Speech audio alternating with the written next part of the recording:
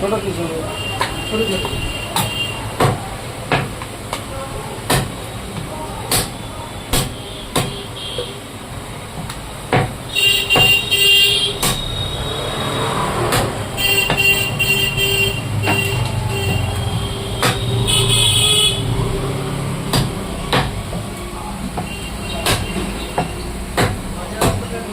না মঙ্গলবার করলো না, বাজার থেকে ঝাড় বাইরে ঝাড়াই, এক দুজন যা বলেছে মাংস ওরাই নিয়ে যাবে ভাই, লোকাল লোক কোথায়?